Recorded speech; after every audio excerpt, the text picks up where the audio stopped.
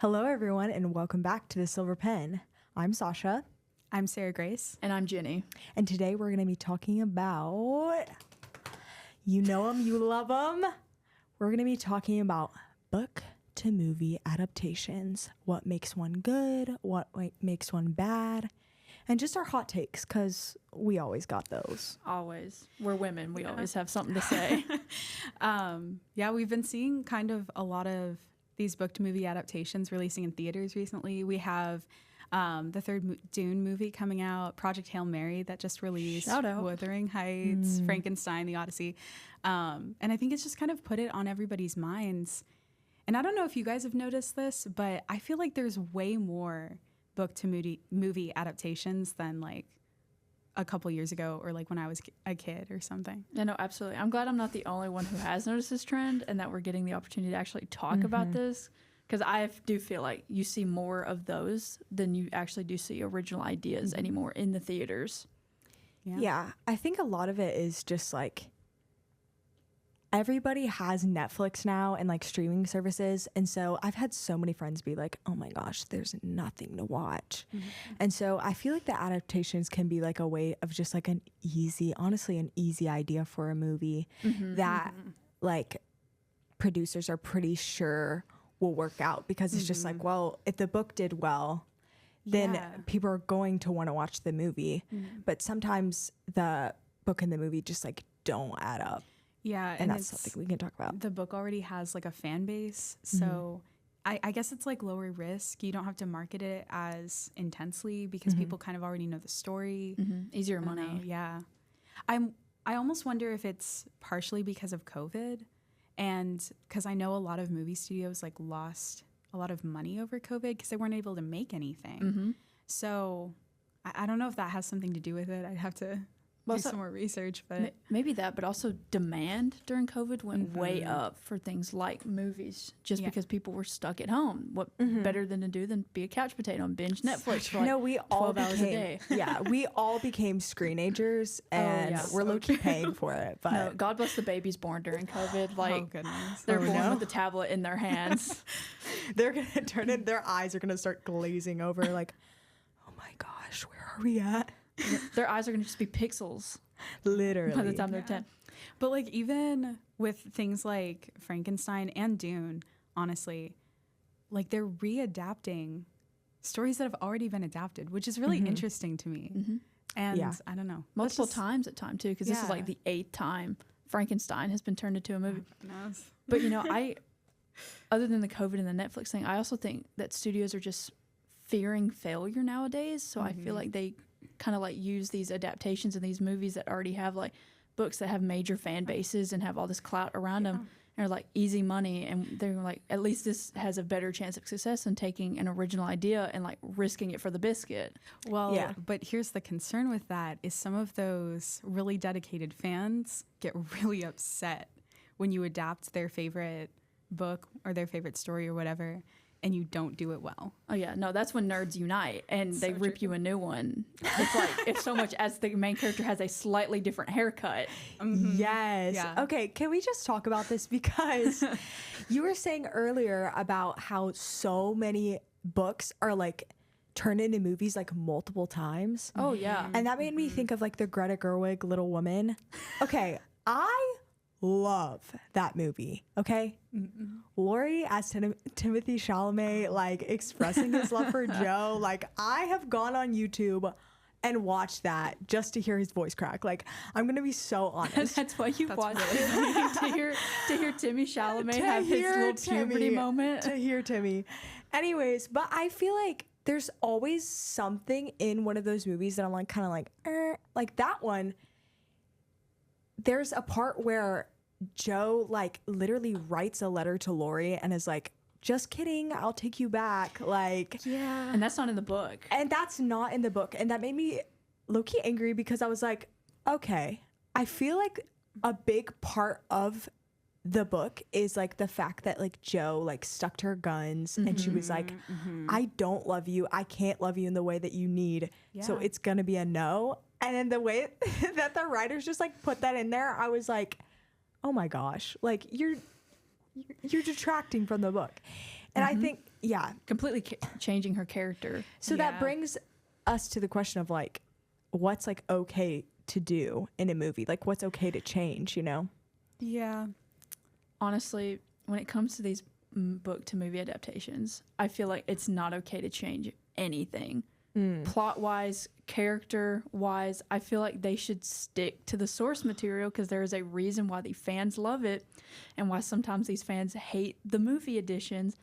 And honestly, when you try to change the story from the book and fans sit in the theater and go, that's wrong, that's not in the book, it just ruins the experience overall seeing the movie because they're so focused on what's wrong with the movie. I actually disagree. Really? I do. And okay. Talk about that. Let's hash this out. I think it's more important that you're staying true to the heart of the story. So one of my favorite book to movie adaptations is Howl's Moving Castle.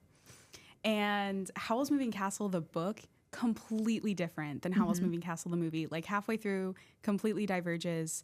And the book and movie are very different. But the like central themes, the central story of like Howl and Sophie stays the same. And Diana Wynne-Jones, who's the author of Howl's Moving Castle, loves the movie, even though it's different.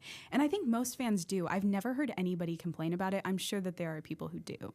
But I really think it's more about sticking to the heart of the story than it is about adapting it like beat for beat. Because if you do that, they're two different mediums. So like my roommate, absolutely in love with Pride and Prejudice, she cannot stand the 2005 Pride and Prejudice movie. And I grew up on the 2005 Pride and Prejudice movie, and I love it. And she wants the like really, really long, like beat for beat, we're super, super in the main character's head story. But that just doesn't work when you put it on screen. It would be so boring if you put that on screen. So you kind of have to... You have to change some things because they're just two different mediums. I mean, I think it's very obvious that like not everything in a book can translate to the screen. I mean, just like if an author has a really long description of something, it's like, well, we're not going to like do a really long monologue of this person talking and telling you everything that's going to happen. Unless you're Shakespeare. Right. Unless you're Shakespeare. So it's just like some things I think it's obvious that it can't be done like perfectly translated into the movie. But I think also like what you were saying, like if you had, I almost think like if you don't read the book, you kind of are able to give more grace to the movie and say like, oh, this is a good movie. But I think a lot of times it is like on the reader of like you just become so nitpicky and you're just like, oh my gosh, like this didn't line up, so it has to be bad, like this movie's bad. But that doesn't mean that it's bad. It's more of just like an artistic choice, I think. So I mean, I do agree that not every adaptation has to be word for word because like sometimes that would get boring, and I'm like, yeah, take the risk, just be careful with how you do it.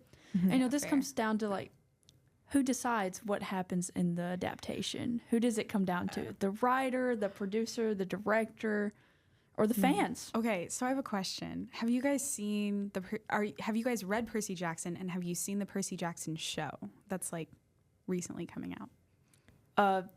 Part to the books, no to the series. I'm not a big Percy Jackson person, so I haven't really dabbled into that world. I literally just saw like the first movie, I think. Movies. Okay, okay. The movies were years and years ago and are pretty dumpster fire, widely hated. Yeah. Hot dumpster fire. But the show that's like coming out right now, Rick Riordan, the author, is like one of the, I don't know if he's a producer or writer, but he's heavily involved in the show. And the show has changed things from the books. And there's been mixed reactions about it, which is just so interesting to me because it's the writer changing it.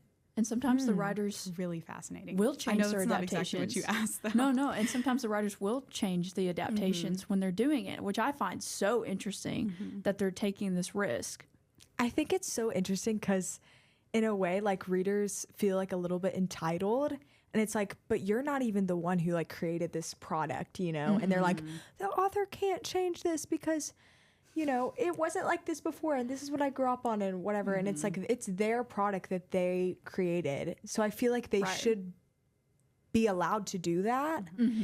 But I think, like, in a way, also you have to be careful, because the very things that made something so iconic, if you change them, then it's like, I don't know, it's a weird balance. Right. And you have to keep in mind, fans come into the expectation that they're going to see exactly what they read. But then these authors will change this stuff, and it's like, you be careful. You're playing with fire. Yeah. Right here. But if the author, so then the question is, if the author changes it, are fans going to be more accepting, or is it more okay if it's the author changing it versus if, like, a studio, like, for example, something like Wuthering Heights, the author is dead. The author can't change it. And She long gone. She long gone. Hey, and they love a good changed a ghostwriter. ton. And they changed a ton. And fans of the book, super angry. Yeah. Super angry about that one. Well, that comes to, like, should we touch media that is from that far back, where the author has no chance to, like, have a say. Okay, but what about something like The Odyssey? Okay, Christopher but I Nolan. want to see Zendaya as Athena, so, like, I'm not gonna fight you on that. I actually have really high hopes for this movie. I actually know people who are pretty upset about the movie too. Really? Just because of what they've seen in trailers. Because of historical inaccuracies more than anything, I think. Well, The Odyssey is one giant historical accuracy itself. So I feel like they can't nitpick too much. That's so true. Yeah. I think the only difference with that is that was made so long there's ago. there's like a Probably on stone tablets. It No, probably was oh my not gosh. written on no paper. Have you guys seen Like Moses with the 10 Commandments, like, hey, he, like, went sailing somewhere.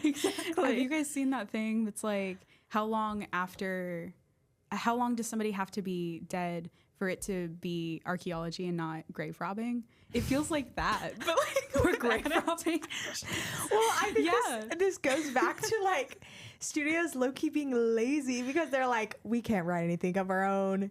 You know, they're Exactly. they're like, we just have to borrow from centuries and Grave rob these centuries. dead people.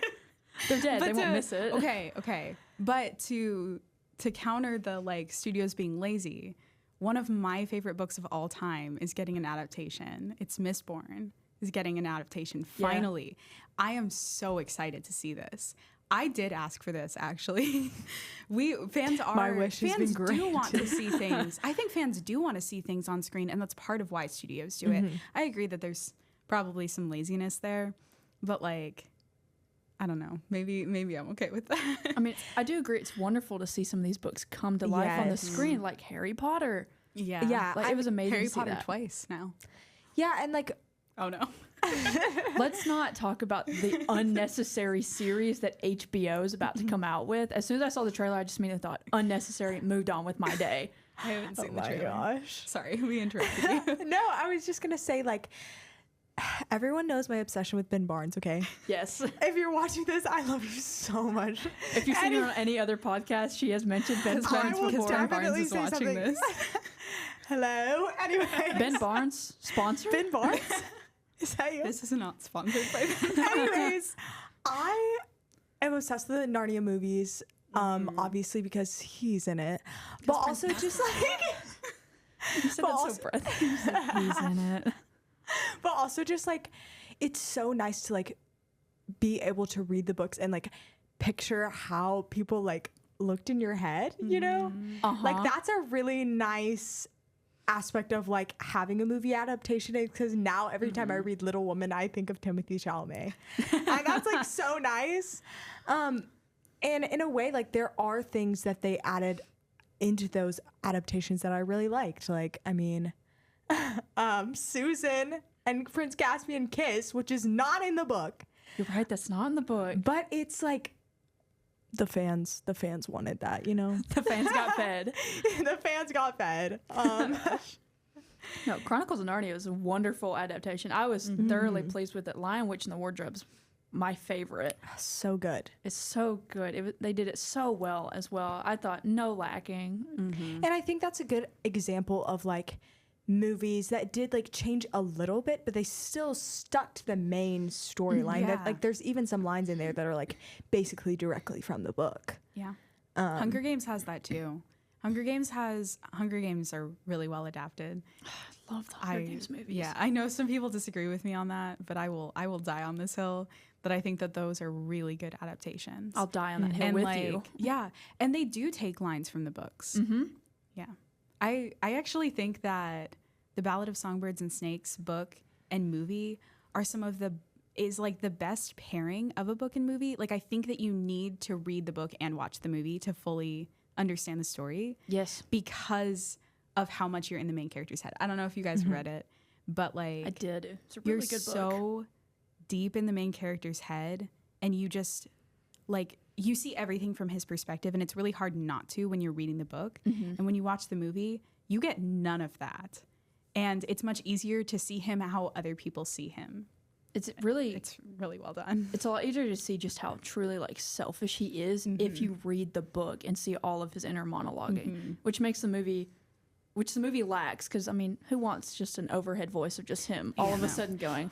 Well, it's also really I want power. It's fascinating because I watched the Ballad of Songbirds and Snakes movie before I read the book. Okay, and I thought watching Snow's corruption arc, and then I read the book and I was like, no, he was always like this. He's a very consistent character.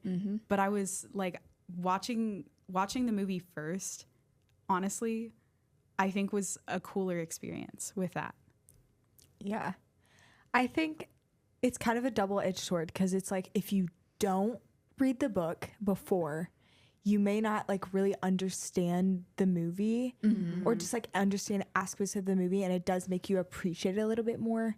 Right. But then like kind of going back to like if there is something in there that you really liked in the book and it's not in the movie, you're like angry. You're like, yeah, oh, I was looking forward to that. But like a lot of it I think is really just like personal preference, because there has been things that have been changed in movies that I've watched that I've liked. And I'm like, oh, that wasn't in the book, but I really appreciated that was in the movie. I think it added to the movie. But then other times it's like, okay, you're changing it so much, like the book and the movie don't even seem to be related anymore. So I feel like oftentimes like that's the line of like Wuthering Heights. Yes. Of like you're changing it so much into like what you think like society and like a certain age group will like, that it's like you're not even expressing like the depth of the book anymore, you know? Okay, so here's a question, because we kind of already covered the like how long can you wait before you adapt something that like grave rob them, grave robbing the author. But like when you adapt something that's so old, how much do you change the story to be relevant for today? Or do you change it at all? Because I think that this was the main debate going on around Wuthering Heights, was that they updated it or whatever. Right. And a lot of the fans of the book were like, but you don't need to update it. It's a classic story. So like how much do you have more license to change it if it's an older work? That same argument has also been made about the Romeo and Juliet readaptation with Leo DiCaprio, when they were like street gangs and they did the story. Like it's two street gangs. It's not two households. Is it like West Side Story? It somewhat was, but it was Romeo and Juliet. They didn't get modern language. This was before Romeo and Juliet was even translated. So they're still doing the old English, but they're like playing pool. And they're just having street gang fights. And I was like, interesting. That's so weird. I feel like you need to pick one or the other. Like, like you have to full send. You have to full send. Like you can't mix and match. Like no, I was like, put Leo in a leotard and put him in an old timey village. Do not put him in a street gang playing pool, going Art thou my Juliet and all that. Okay, but a great adaptation. Sorry, I keep bringing up like all of my favorite things ever. But have you guys seen the BBC Sherlock? No, I haven't. Is that Benedict Cumberbatch? Yeah, I have. Yeah, have you seen it? Do you like it? Benedict. I like Benedict Cumberbatch. I enjoyed it. I was like, Doctor Strange being a detective? Yes. I love how we're just saying like, this is a good movie adaptation because I gotta like him. Timothy got a voice crack. Benedict Cumberbatch being a detective. Timothy desperate for Joe, and you're like, yeah, I love this movie. Oh my gosh, is that why people like Dune? It's because of Timothy Chalamet. I feel like people are gonna have aneurysm when they see that he's bald in this movie. About his buzz cut. Why did no? That's gonna be a whole nother thing. Did that bring down the ratings on like Rotten Tomatoes? It's like I loved it, but Timmy was full. Timmy's hair a little They short. did the same thing to the actor. I don't remember his name. The actor in Ballad of Songbirds and Snakes, because he gets a buzz cut in the middle of the movie, and people are like, "No, his curls." I think like that honestly brings me to another point, like what you were saying about Harry Potter. Like Hermione is supposed to be in the books is supposed to be like not looking so good, okay?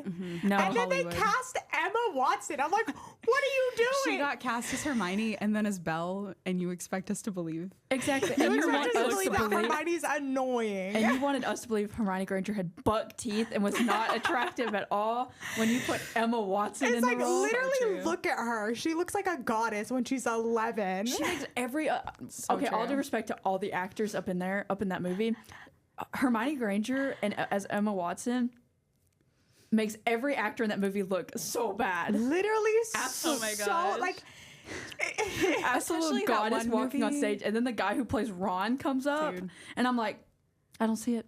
That one movie where they told the whole cast to not get haircuts, and then they brought them Oh back, my and then like didn't gosh. do anything with their hair, so they all have super long hair. the hair is awful. But it works for Emma Watson because She's Emma a girl. Watson, And, Yeah. and it's Emma it's Emma Watson. and all the guys are just walking around with their. These mullets, these god awful mullets. I think in like honestly like in a shallow way, like maybe that's what we think makes a good, like what we were talking about. It makes a Casting. good Casting, well, yeah. a good adaptation. Like Just cast if Ben there's Barnes and Henry Cavill. if there's Oh, Henry attractive Cavill, that's a people in whole there, nother- we're like, we love this movie. This movie's great. I like him. I like the actor. I like the actress. So I like the movie. And it's like, okay. But yet, sometimes when they have to change casting, that ruins the fandom. Because, like Netflix, The Witcher, Henry Cavill was Geralt, was great. But then it's because it's Henry Cavill. yeah, that's the only reason I watched it. But then they brought in Chris Hemsworth's brother, who played Gale Liam Hemsworth in yeah. Hunger Games, and everybody's like, I hate it. He can't do it. He doesn't like have the gruff Walmart voice. brand He doesn't have the Geralt. look. People didn't watch it, and so season 4 got Yeah. the absolute worst score ever. Yeah. That reminds me of going back to Narnia and Ben Barnes. This is sponsored by Ben Barnes at this point. Can it be co-sponsored by Henry Cavill? Yes. Okay. Please. But the second one, he like has that like accent. It's like a, I don't even know what it It's is. like slightly. He has that weird it's like a accent. talked about it. Accent. He He's goes, trying I to don't rep- know what I was trying to He's do. trying to rep all the countries. He's like, sometimes I'm Spanish. Like, I don't know. I'm Prince Caspian. And then he like gets Susan and sweeps her off, and they go riding in the sunset on her horse. I'm like, ah. But anyways, but the third one, he Voyage of the Dawn Treader, he goes back to being British. And you're like, who It's because he decided spent that? too much time around the Pevensies. No, seriously. No, we're repping all the countries. But that's like another like choice Yeah. that like Yeah. the producer, well, it actually was a different director, I think, that was like, oh no, for this movie you're gonna go back to your British accent. And it's like, Yeah. do we like that? I don't think that you should be able to choose that. But so it Right. kind of goes back to like, who So gets then, to choose? Yeah, who makes those decisions? Do we think fans should have any voice in the matter at all? Do we rally the nerds and get them to write their little email essay pieces? Fanfic. I just don't know how that would work with like a big studio trying to like produce something. Just like opening it up to fans, I feel like is, I don't know. I feel like that's really complicated and could get really messy. You just need to hire a fan. Hey, one man, hire me. They do anything with Ben I would Barnes. know. to I get mean, like, Sasha. hire somebody that's in the business, but hire somebody who loves the story. Don't get somebody who like doesn't know the story to make the movie. Pay this Comic-Con nerd to come on studio and just tell you everything. This is one of the reasons that I feel like I can be excited about the Mistborn adaptation, because Brandon Sanderson is so heavily involved. He's the author and he's so heavily involved in everything, and I trust him to take care of that versus like an author who like maybe needs the money and is working with a studio that where they don't have a lot of creative control. But I know that Sanderson has a lot of creative control. over these adaptations. Yeah, I think that's interesting that you talked about that, because I was just thinking, like, if you did have a fan, like, kind of have a say, in a way, like, I feel like the movies and the writing of the movies could just turn into what they want. And that, like a fan fiction. and like, in a way, like, I feel like that can be like an ethical issue, because it's like, you're not even really, like, we're not getting anything unique anymore. Like, it's kind of just whatever everybody wants. And so I feel like in that way, like, a lot of things can become cookie cutter, because you're not getting the unique voice of like the writer anymore. So I feel like that would be a hard decision to make. Right. But I think it is safe to say we all agree that we think at least the writer, if they're alive, should have some say in how their story is adapted. Too bad we can't just like knock on Jane Austen's door and be like, hey. That's so true. I mean, we can knock on... Which is your favorite adaptation of Pride and Prejudice? Settle the debate. She has a coffin door we could knock on, but I don't think she's going to give us an answer. It's getting dark in here. Oh my gosh. Oh. So overall, do you guys enjoy seeing movie adaptations come to life? Or do you think we could do without them? I couldn't live in a world without movie adaptations. You couldn't? I could not. Okay. I have to put a face to the name. Ben Barnes. Ben Barnes. Yeah. I could live without some of them. I have a list of movies somewhere or books somewhere that I think are like unadaptable, and I think having an adaptation would ruin it. So I think there are some stories that should be, and some that we just shouldn't touch. I don't really know how to quantify that, though. Real quick, have y'all ever seen The Giver? That read the book, The Giver? I watched a trailer for the movie and then decided not to watch it because I really liked the book. Don't read the book. Oh, really? I hated the book. I was so confused. I hated the movie. Oh my gosh. Wait. Have you read all of them? Yeah. I read the first one. You got to read the rest of the series. Good to know. But anyways, I just think it honestly comes down to, are you willing to risk taking this wonderful piece of literature and putting it on the screen and just risking the hate or getting all the love that you hope to receive? So I'm like, definitely take the risk, because I love seeing these fandoms come to life. Project Hail Mary, watched it. Fabulous movie, one of the best I've ever seen. And I'm reading the book right now, and I'm happy with both. But sometimes if we already have a good adaptation, you don't need to make another one. Don't make a Harry Potter series. We don't need a new Narnia. We don't need a new Harry Potter. We did need a new Percy Jackson, so thank you for that. But like, if it worked, it worked. Just leave it alone. And sometimes they don't, and there's nothing wrong with that as well. Just forget they exist. A little something wrong with that. Just forget they exist. Put them in the vault, lock it away. Put them in the vault. And blow off some dust from that library book. All right, y'all. And with that, thank you for this episode. Thank you for joining us. And we'll see you next time on The Silver Pen. Mm-hmm.